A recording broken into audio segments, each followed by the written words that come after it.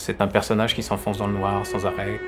Et il va sortir du noir un peu pour aller chez lui. Enfin, le souhait de Laurent, c'était déjà d'éclairer assez peu. Enfin, déjà, c'était un point de départ, d'avoir le moins de lumière possible. Et d'avoir un film dans des tonalités assez froides et assez gris, en fait. Oui, c'est une lumière très diffuse. Et effectivement, nous, après, on a vraiment étalonné le film de manière très froide. Enfin, ce qu'on voulait, ce que lui voulait aussi, c'était quelque chose un peu crépusculaire. Et Alice, elle n'a pas eu trop de difficultés à se lever? Bon ben, ça...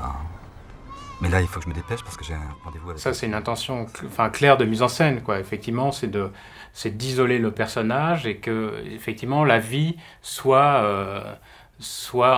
un peu, enfin, éloignée de lui, soit en décalage, et que, effectivement, là, ses enfants, ils sont là, mais ils sont de l'autre côté du pare-brise, ils sont en face de lui, mais il n'est pas avec eux. C'est vrai il est dans un coin de sa voiture, qu'il fallait montrer aussi l'espace de la voiture, et montrer il est recroquevillé dans un coin. Donc, effectivement, on le centre pas dans l'image. Il ne faut pas vous attendre à gagner des sommes délirantes. Hein.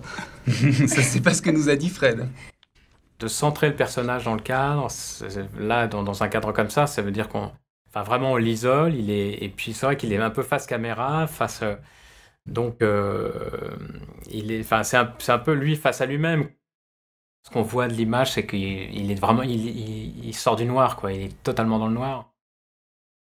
Enfin, on a vraiment pris un risque là-dessus, quoi, sur effectivement laisser des choses dans le noir. Et encore, hein, moi, en tournant, j'avais vraiment, enfin, je me disais, est-ce qu'on va vraiment le voir, quoi, même lui.